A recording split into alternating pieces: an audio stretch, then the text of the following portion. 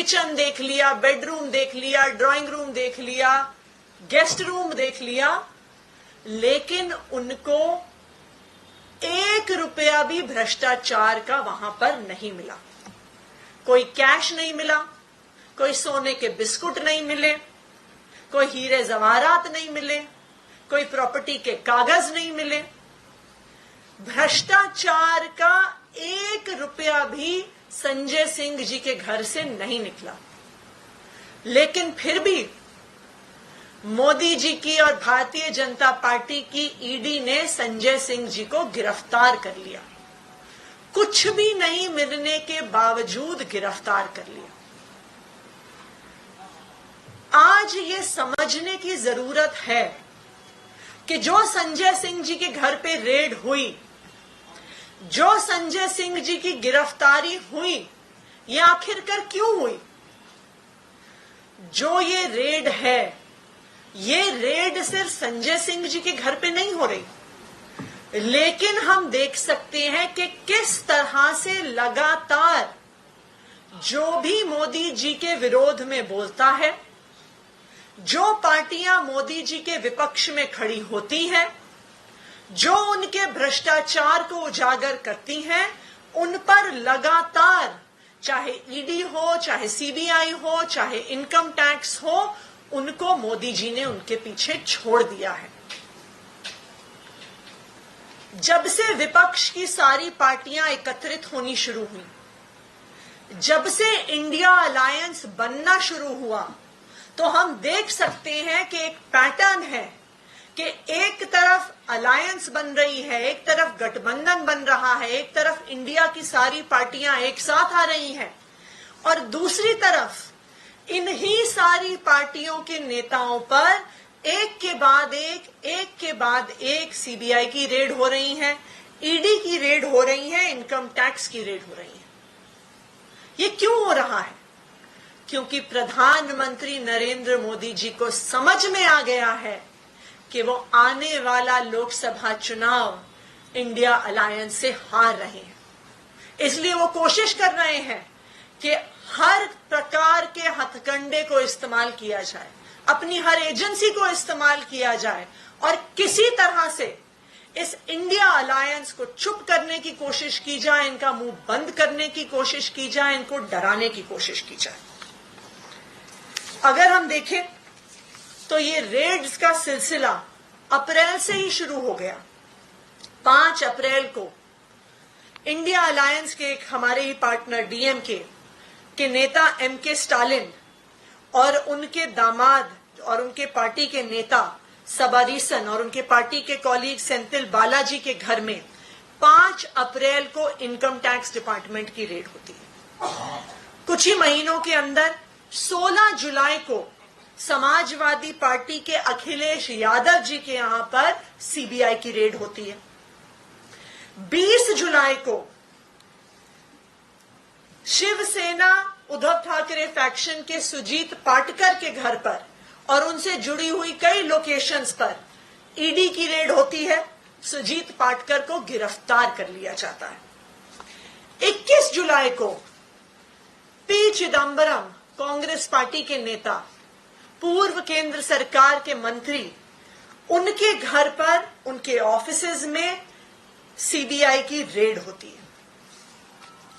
2 अगस्त को सोनिया गांधी और राहुल गांधी से जुड़े हुए मामलों पर ईडी की रेड होती है। 24 अगस्त को एनसीपी के नेता शरद पवार, इंडिया अलायंस का एक और घटक दल, 24 अगस्त को शरद पवार के यहां पर ईडी की रेड होती है।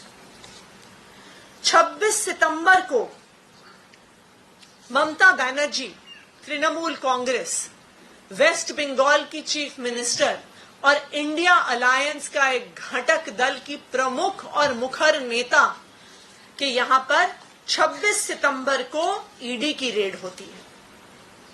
28 सितंबर को हेमंत सोरेन, झारखंड मुक्ति मोर्चा के नेता, जो भी एक इंडिया अलायंस का घटक दल है, उनके यहां पर ईडी की रेड होती है।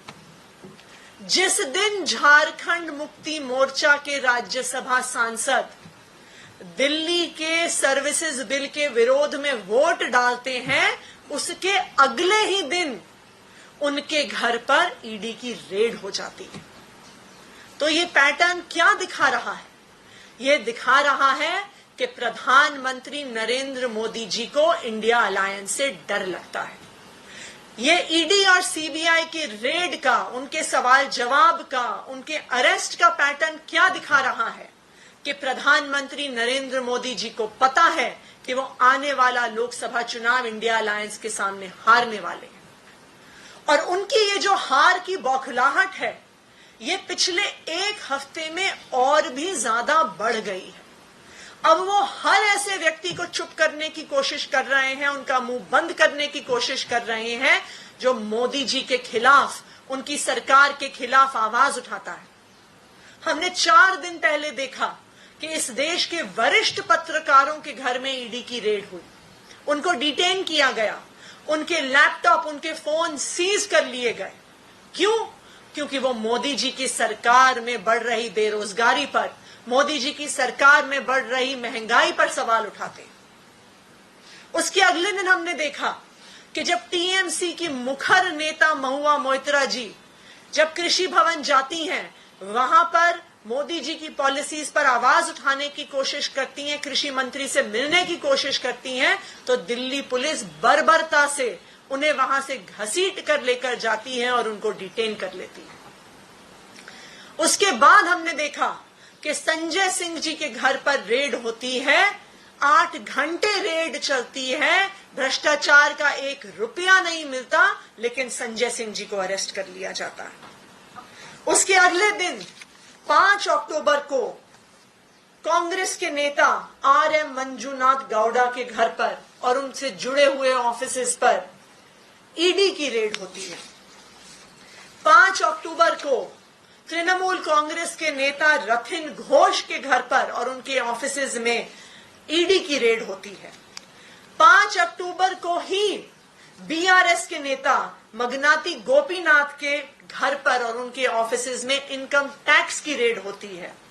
और उसी दिन 5 अक्टूबर को डीएमके के नेता एस जगत रक्षकन के घर पर और उनसे जुड़ी हुई ऑफिसेज के लोकेशन पर इनकम टैक्स डिपार्टमेंट की रेड होती।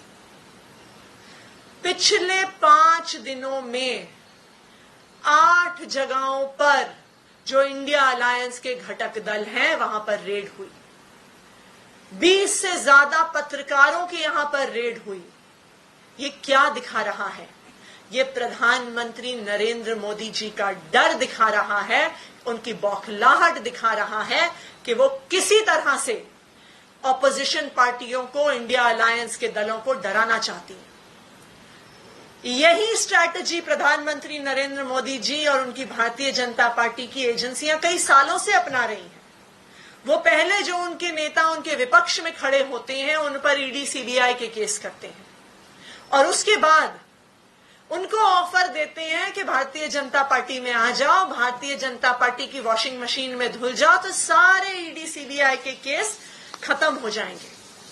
भारतीय जनता पार्टी की वॉशिंग मशीन में अजीत पवार धुल गए, पहले उन पर भी बाकी एनसीपी की नेताओं की तरह उन पर ईडी सीबीआई के केस चल रहे थे, वो भारतीय जनता पार्टी में चले गए तो सारे उनके केस धुल गए। सारी इरिगेशन स्कैम में जो केसेस, जो इन्वेस्टिगेशन चल रही थी, सब खत्म हो गई। शुभेंदु अधिकारी, टीएमसी के नेता, उनकी तथाकथित शारदा स्कैम पे, चिटफंड स्कैम पे भारतीय जनता पार्टी ने वेस्ट बंगाल में 2-2 चुनाव लड़ डाले।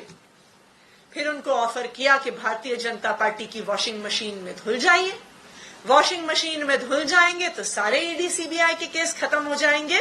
और जब से शुभेंदु अधिकारी भारतीय जनता पार्टी में शामिल हुए हैं, उनके यहां पर एक बार भी ईडी की रेड नहीं हुई, एक बार भी सीबीआई की रेड नहीं हुई, एक बार भी क्वेश्चनिंग नहीं हुई। उसी तरह से नारायण राणे, हेमंत बिस्व शर्मा, भावना गांधी, बीएस येदियुरप्पा, ये लिस्ट पेजेस दर पेजेस तक चलती जाएगी कि जो नेता विपक्षी पार्टियां छोड़कर भारतीय जनता पार्टी में शामिल होते हैं, उनके सीबीआई और ईडी के केस खत्म हो जाते हैं। लेकिन मैं प्रधानमंत्री नरेंद्र मोदी जी को बताना चाहती हूं कि इंडिया अलायंस और आम आदमी पार्टी आपकी सीबीआई और ईडी की धमकियों से डरने वाली नहीं है। आप चाहे कितने रेड कर लीजिए, आप चाहे कितने नेताओं को अरेस्ट कर लीजिए, आने वाला लोकसभा चुनाव प्रधानमंत्री नरेंद्र मोदी जी आप हारने वाले हैं। इंडिया अलायंस आपके विरोध में देश के हर हिस्से में चुनाव लड़ेगी और हर हिस्से में आपको हराएगी। आप चाहे जितनी रेड कर लें, चाहे जितनी गिरफ्तारियां कर लें। Thank you.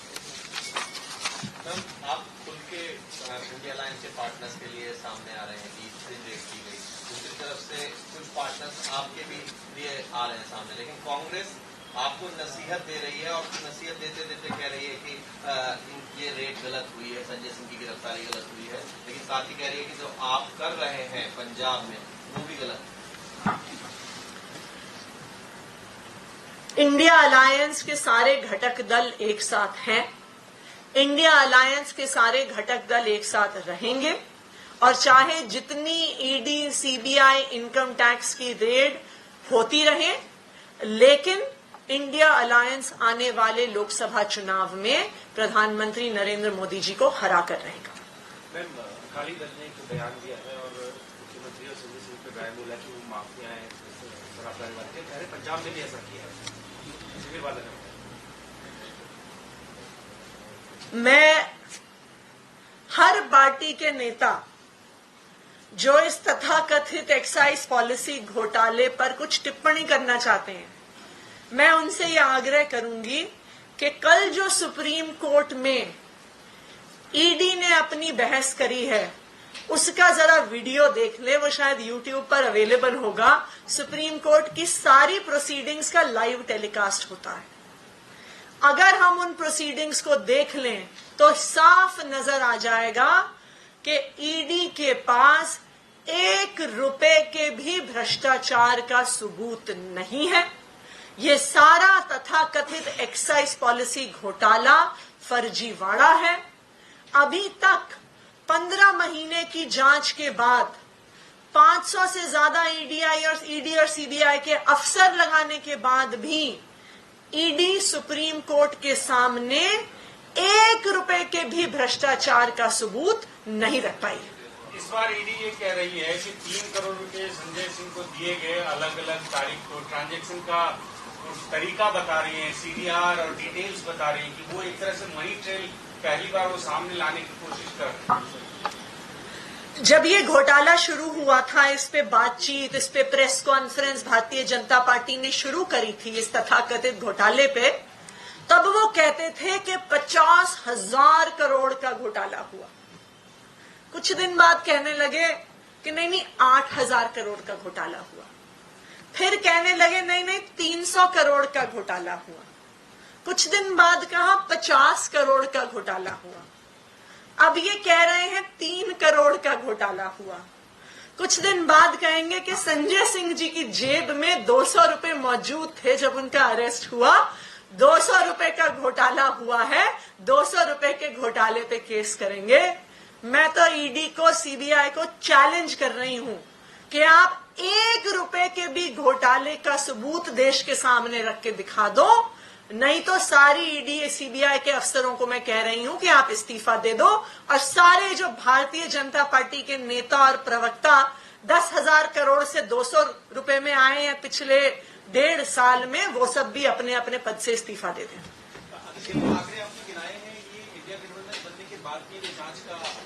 जब से इंडिया गठबंधन ने साथ, क्योंकि ये अलायंस जब से साथ आना शुरू हुआ, बातचीत होनी शुरू हुई, अप्रैल मई की बात है, तब से मैंने जितने रेड्स हुए हैं उनके आंकड़े गिनवाए।